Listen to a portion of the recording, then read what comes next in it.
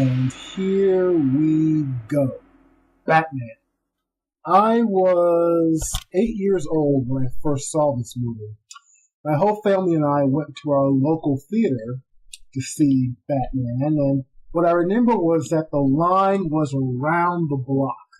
There must have been hundreds of people all waiting in line just to see this one movie.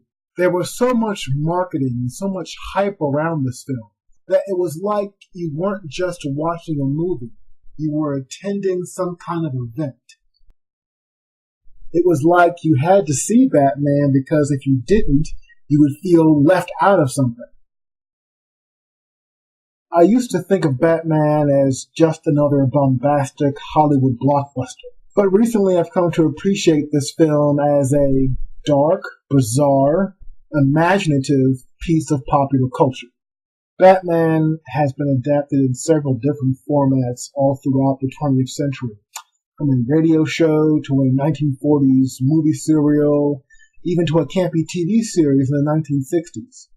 But in 1989, it had been several decades since a large audience had seen Batman in any format, and this movie was going to be the first big-budget rendering of the comic book. So Batman is a movie that is grand in scale. It is filled with these huge sets and gigantic props and bizarre, elaborate camera angles, which really enhance the mood of the film.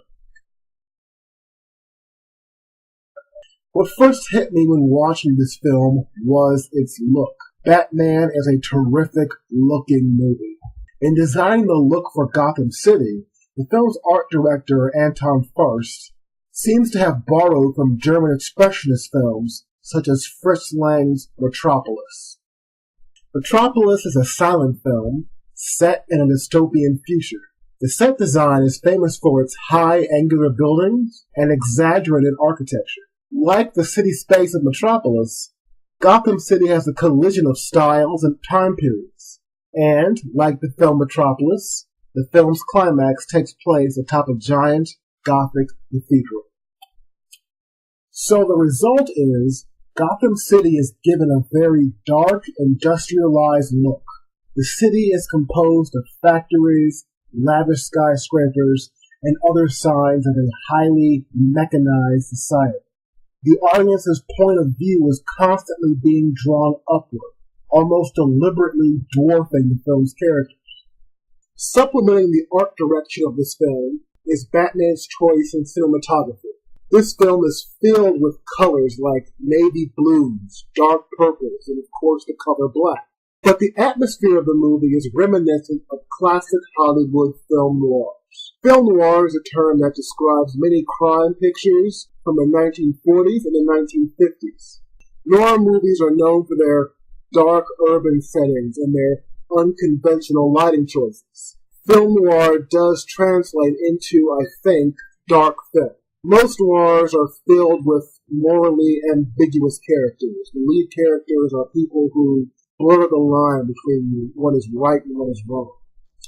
But the look of these noirs aims to symbolize moral decay, the moral decay of the community. These were films about the underbelly or the dark side of American life. The scene in which we see the death of Bruce Wayne's parents is shot in a style that is very evocative of film noir.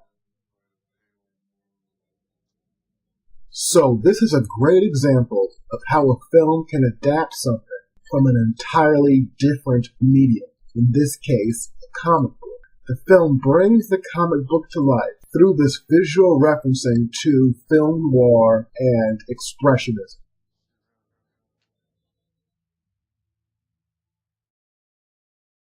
Batman is an action movie, but I always felt that it was a movie about personality. Two very damaged personalities. Bruce Wayne saw his parents murdered at a very young age, so his development was arrested at about age 10, I think. So he has created this other persona of Batman in order to change society. By doing so, he has also divided his own mind. There was a psychologist named Carl Jung who said that every individual's unconscious mind is embroiled in some kind of conflict. There's a struggle between your normal self and your shadow self, and your shadow self is supposed to be instinctual and rational and doesn't conform to what is socially acceptable. Bruce Wayne has turned his shadow self into a superhero, but in order to enter the world of crime, he has to put on a mask and erase the Bruce Wayne side of his own mind. Now, the Joker is another damaged personality in this movie. Like Batman, he has undergone a trauma as he has fallen into a vat of chemicals, and his face has become twisted. So in order to enter back into normal society, he has to don a mask of sorts and cover up his actual appearance. Some of the best scenes in Batman involve the Joker masquerading as a normal guy who just happens to have a very creepy, grim face. What stands out to me about this first Batman movie is I think that the audience gets these psychological undercurrents of the film.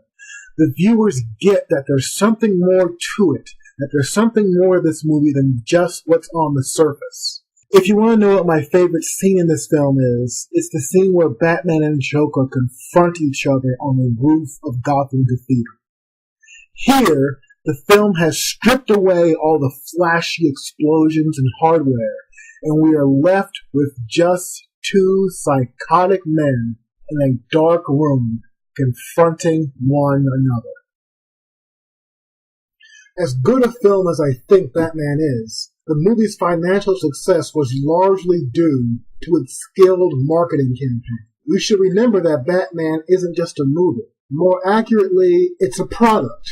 It's a product that was designed to be sold and consumed by the largest audience possible. So months before the film's release, consumers were bombarded with a ton of tie-in merchandise. There were Batman t-shirts, Batman action figures, Batman video games, Batman collector's cups, and even a #1 soundtrack by Prince. You should remember that both Prince and Batman were properties that were owned by Warner Bros. So when people bought these products, they were, in a roundabout way, they were promoting the movie. They helped build up the hype to the movie.